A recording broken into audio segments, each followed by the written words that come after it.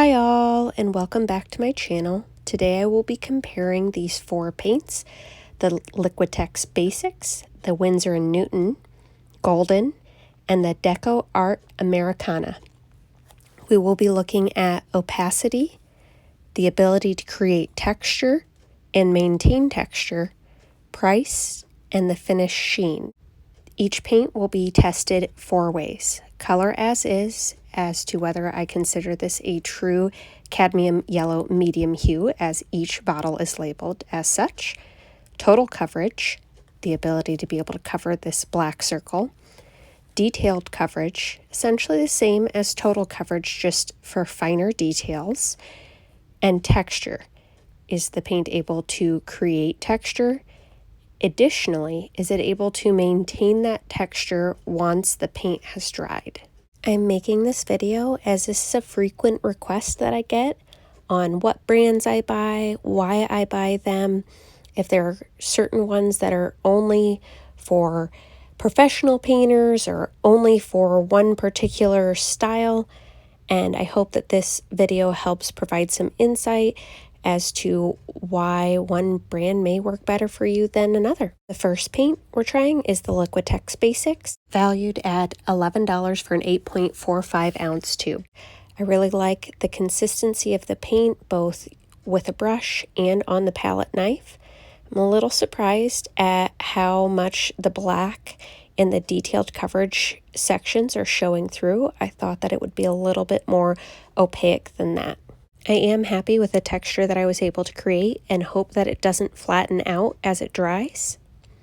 Second up here we have the Winsor Newton, and that is also in the cadmium yellow medium hue, valued at $10 for a 6.7 ounce tube, so not that much money for a fairly large tube. As with the Liquitex, I'm a little surprised at how much this Winsor & Newton is showing through, both on the detailed coverage and the total coverage. However, I prefer the consistency of this paint over that of the Liquitex Basics and feel that it maintained my texture that I'm creating better. Let's just hope that it doesn't flatten out later on. Third up, we have Golden, valued at $17.49 for a 2 ounce tube, which is certainly quite the price tag. However, this is a very pigmented paint. As you can see in our total coverage test, it has almost completely covered that black circle on just the first layer. The same is true for the detailed coverage as well. This paint by far has my favorite consistency of the 3 paints we've tested so far. It created a beautiful texture. I just hope that it continues to maintain that texture once it dries. The fourth paint we will be testing is the Deco Arc Americana, valued at $1.49 for a 2 ounce tube. In testing this, I can tell you that I do not consider this a true cadmium yellow medium hue. It has a lot of white and orange undertones. So I'm curious to see how it dries, on whether it will dry darker. It is also a very runny paint. It was almost dripping off the palette knife as I tried to grab it. This is the first time I've tried to create texture with the Deco Art style of paint, and I can immediately see why. It is not holding the texture in the same way the first 3 have. As mentioned previously, I'm not a fan of the color as is for the Deco Art, nor am I a fan of the texture it created. The Golden created a beautiful texture that I hope that it continues to maintain, as it has not yet flattened out.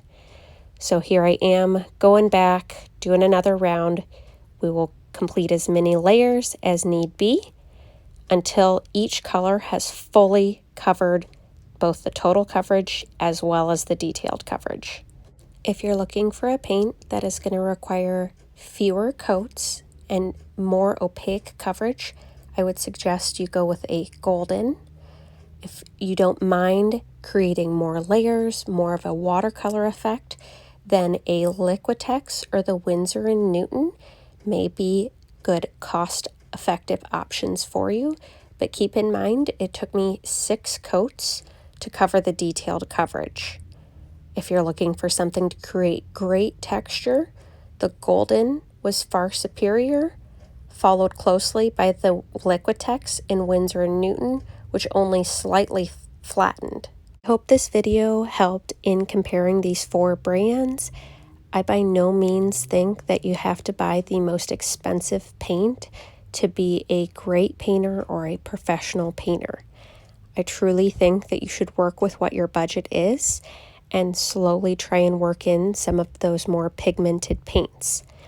The downside of potentially buying cheaper or student grade paint is, as there is less pigment in those paints, it may require more layers. If you like this video, please give me a thumbs up. If you would like to see more art videos, please click subscribe. All things art, all the time.